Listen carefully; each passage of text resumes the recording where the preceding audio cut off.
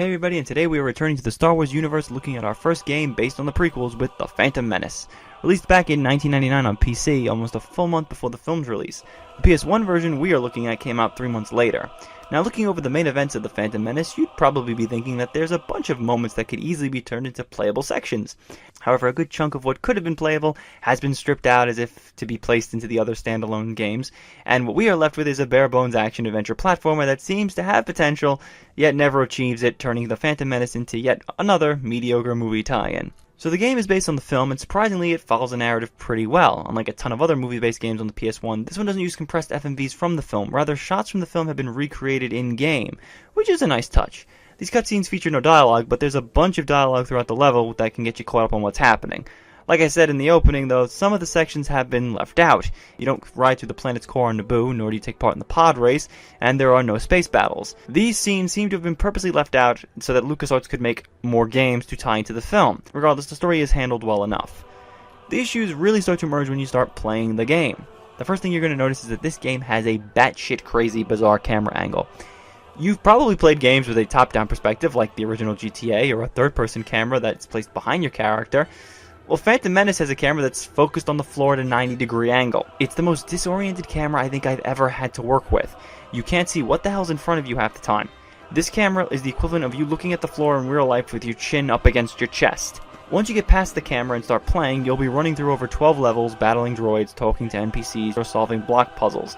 You get to play as Obi-Wan, Qui-Gon, Padme, and Captain Panaka.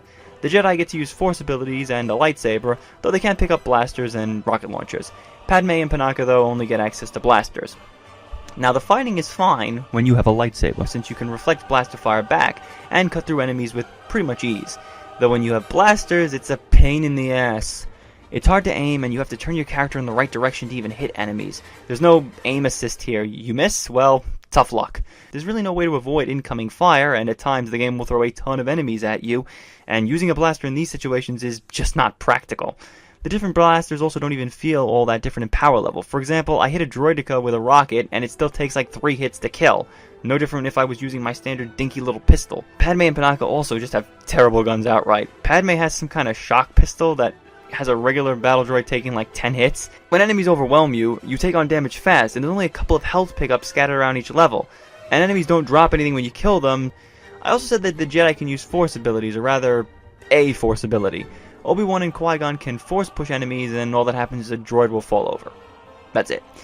These action levels tend to have you just going from point A to B, though one level has you escorting the Queen through Theed, and that level can suck it.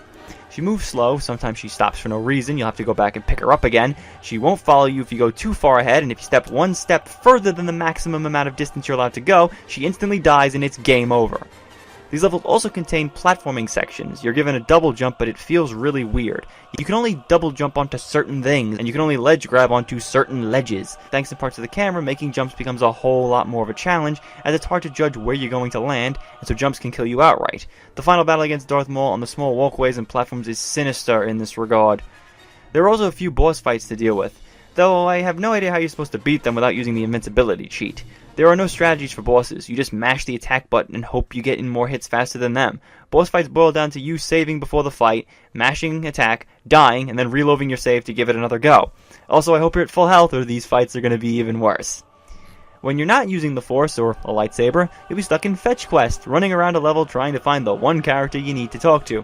After the first 5 levels of just fighting and block pushing, you arrive in Mos Espa, and you have to engage in a quest to trade items to help Anakin to get parts for the pod racer.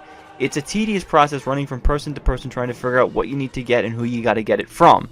You get to choose what you want to say to different characters, and depending on what you say, you can get different responses. You can also use the famous Jedi mind trick on certain NPCs. You can get guards to open up doors for you, or let you pass into certain areas that are blocked off.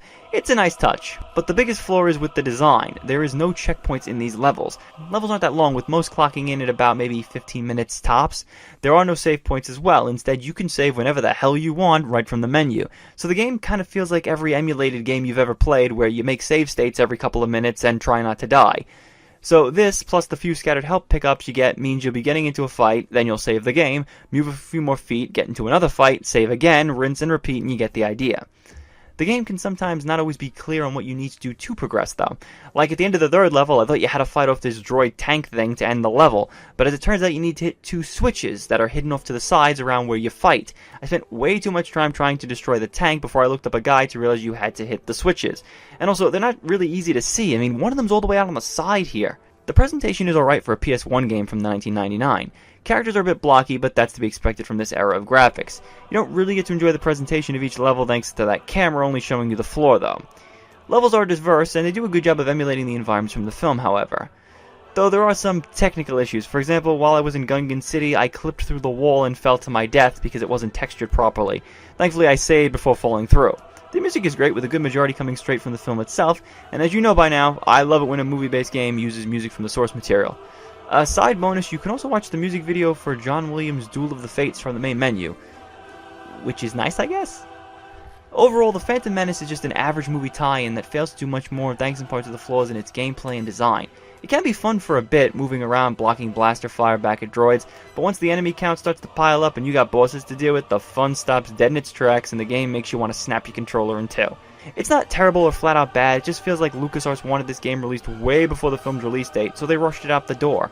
Granted, the PS1 version didn't come out till 3 months later, but I feel like no extra development time occurred for this version. They just ported it over as it was, and the game clearly needed a bit more time in development. Join us next time when the Star Wars review series continues. Thanks for watching.